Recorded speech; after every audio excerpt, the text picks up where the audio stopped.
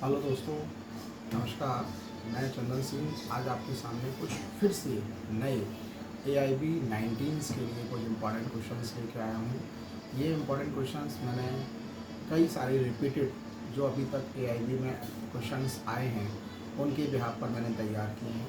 उम्मीद करता हूँ ये क्वेश्चंस आपको 101% आपको AIB 19 के एग्ज़ाम में मिलेंगे और आप सफल होंगे। तो इन प्रश्नों को मैं पढ़ता जाता हूँ और साथ में इसके प्रश्नों के उत्तर भी मैं आपको बताने की पूरी लाइन से बताता जाऊँगा। तो इसको नोट करके ज़रूर रखिए, ठीक है ना फ्रेंड्स। तो स्टार्ट करते हैं। प्रश्न जो है मैं पढ़ता हूँ इसके लिए कि निम्नलिखित में से कौन सी याचिका सार्वजनिक पद को हड़पने के विरुद्ध जारी की जा सकती है। ये बहुत इंपॉर्टेंट क्वेश्चन है और ये कई बार देखा गया एग्जाम में। प्रश्न एक बार फिर से पढ़ता हूँ।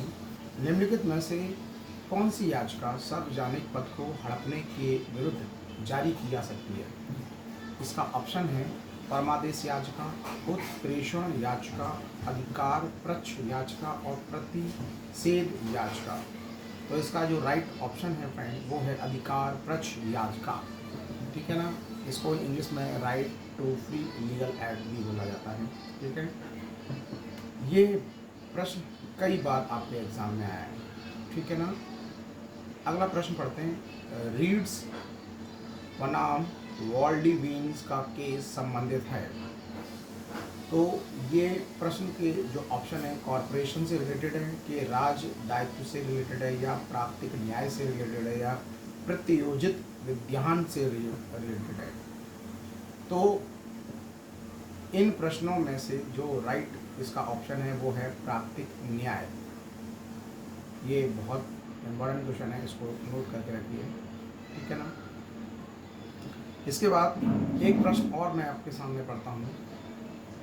अपनी नियम बनाने की शक्ति का प्रयोग करते हुए किसके अंतर्गत बार काउंसिल ऑफ इंडिया द्वारा नियम बने हुए हैं।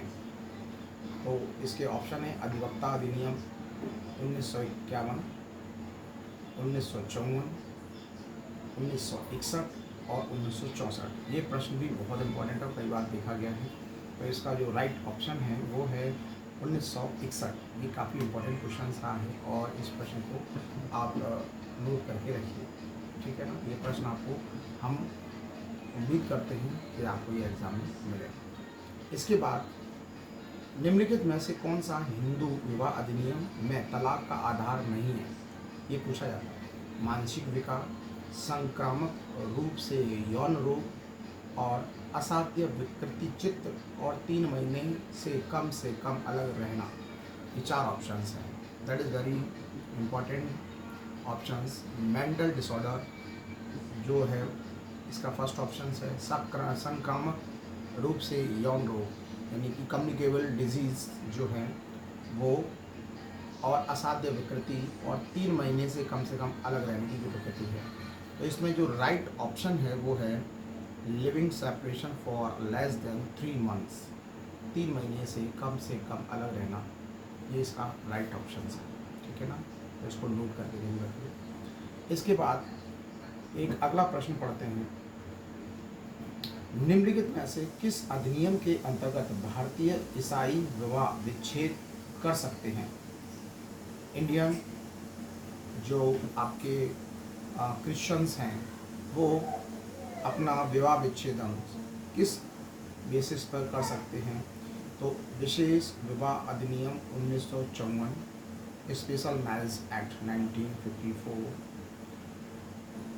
Then Christian Marriage Act 1872, then Indian Divorce Act 1869 and Special Marriage Act 1872। तो इसका जो राइट ऑप्शन है फ्रेंड्स वो है भारतीय विवाह विच्छेद अधिनियम 1869, इंडियन डाइवोर्स एक्ट 1869 इसका राइट ऑप्शन है। तो इसको नोट करके रखिए। नेक्स्ट प्रश्न पढ़ता हूँ। हिंदू भरण पोषण तथा दत्तक अधिनियम 1956 की धारा 12 संबंधित है। तो इसके ऑप्शंस हैं दत्तक अभिभावक को अपनी संपत्ति का निपटान का अधिकार से, दूसरा गोद लेने के प्रभाव से, तीसरा है दत्तक संबंधी दस्तावेज के रूप में अनुमान से, और चौथा है गोद लेने को रद्द करना। ये 4 ऑप्शंस हैं, यानी कि right to adopt parents to dispose of their properties, then effect of the adaptations and presumptions as the documents relating to adoptions, and the last cancellation of the adoptions। तो इसका जो राइट ऑप्शंस है वो है friends effect of एडॉप्शंस, गोद लेने के प्रभाव से। ये बहुत इंपॉर्टेंट प्रश्न है जो कि आपके एग्ज़ाम में संभवतः पूरी तरीके से कोशिश के साथ मैंने सर्च करते हुए आपको बताया है कि ये मिलेंगे आपको। इसके बाद एक प्रश्न और पढ़ते हैं। पर्यावरण संरक्षण अधिनियम 1986 की किस धारा के अंतर्गत राष्ट्रीय हरित प्राधिकरण (NGT) को अपील निहित है? ये कई बार प्रश्न पूछा गया है फ्रेंड्स। धारा 4A, 5A, 6A और 7A। तो इसका राइट आंसर है 5A। ये नोट करके रखिए, ठीक है ना। अगला प्रश्न पढ़ते हैं। ट्रेड यूनियन के पंजीकरण के लिए आवश्यक न्यूनतम सदस्य की संख्या। ये कई बार प्रश्न देखा गया है, इसको नोट कर लीजिए। तो इसकी संख्या जो है न्यूनतम कितनी है? ऑप्शन 2, 3, 5, 7। तो इसकी जो राइट ऑप्शन है वो है 7 मेंबर, ठीक है ना। अगला प्रश्न मैं आपके सामने, यदि कोई एडवोकेट, ये प्रश्न काफ़ी इंपॉर्टेंट है इसलिए मैं आपके सामने रख रहा हूँ क्योंकि ये एडवोकेट से रिलेटेड है। यदि कोई एडवोकेट अधिनियम की धारा 35 के अंतर्गत बनाई गई राज्य बार काउंसिलिंग की अनुशासनात्मक समिति या राज्य के एडवोकेट जनरल के आदेश से व्यतीत हो तो आदेश संप्रेषित करने की तिथि के दिनों के अंदर बार काउंसिल ऑफ इंडिया को अपील प्रस्तुत कर सकता है। प्रश्न समझ में आया आपको? If any advocate is aggressive while an order to disciplinary committee of State Bar of Counseling made under Section 35 of the Advocate Act, or Advocate General of the state may prefer and appeal to the Bar Counseling of India within how much day? Options day to communication of the order। तो इसके right options जो हैं 30, 45, 60 और 90 days. तो इसका जो right options का answer है वो है 60 डेज के अंदर। इसके बाद एक और प्रश्न मैं आपके सामने लाता हूँ। ग्लूमेस्टर, ये क्वेश्चन कई बार पूछा गया है। Gloucester grammar school, Gloucester grammar school case निम्नलिखित में से किस सूत्र पर आधारित एक ऐतिहासिक केस है? ये काफ़ी इम्पोर्टेंट रहा है। तो इसके ऑप्शन है धमन साइन इंजूरिया, धमन साइन इंजूरिया। दूसरा ऑप्शन है इंजूरिया साइन धमन। तीसरा है वॉलंटी नॉन फिट इंजूरिया। और चौथा है ऑडी अल्टरम पार्टम। तो इसका जो राइट ऑप्शन है वो फर्स्ट है धमनम साइन इंजूरिया। ये मैंने आपको 4 ऑप्शन बताए थे। धमनम साइन इंजूरिया, इंजूरी साइन धमनम, वॉलंटरी नॉन फिट इंजूरिया एंड ऑडी अल्टरनेटिव पैटर्न। तो धमनम साइन इंजूरिया इसका राइट ऑप्शन है। इसके बाद एक और प्रश्न आपके सामने है।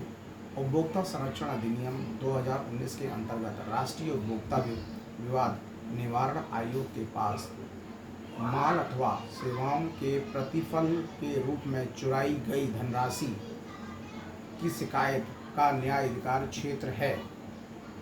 कितना धनराशि का न्याय अधिकार का क्षेत्र है? 1 करोड़, 10 करोड़, 50 करोड़ और 100 करोड़। तो इसका जो राइट ऑप्शन है वो है 10 करोड़, ठीक है ना। इसी से रिलेटेड एक और क्वेश्चन है जो देखा गया है। उपभोक्ता संरक्षण अधिनियम 2019 की धारा 41 के अंतर्गत जिला आयोग के आदेश से अपील की होती है, कहाँ की होती है? राज्य आयोग में, उपभोक्ता प्राधिकरण में या राष्ट्रीय आयोग में या उच्च न्यायालय में। तो इसका राइट ऑप्शन है कंज्यूमर ट्रिब्यूनल, उपभोक्ता प्राधिकरण में। ठीक है ना। अब एक प्रश्न और आपके सामने रख रहा हूँ जो काफ़ी देखने को मिला। एक व्यक्ति, ध्यान से सुनना इस प्रश्न को, एक व्यक्ति जिसे फैक्ट्री अधिनियम 1948 के अंतर्गत फैक्ट्री के सभी मामलों में सर्वोच्च नियंत्रण प्राप्त है कहलाता है।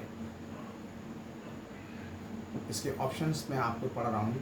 अधिभोगी, दूसरा प्रबंध निदेशक, तीसरा अध्यक्ष और चौथा है प्रबंधक।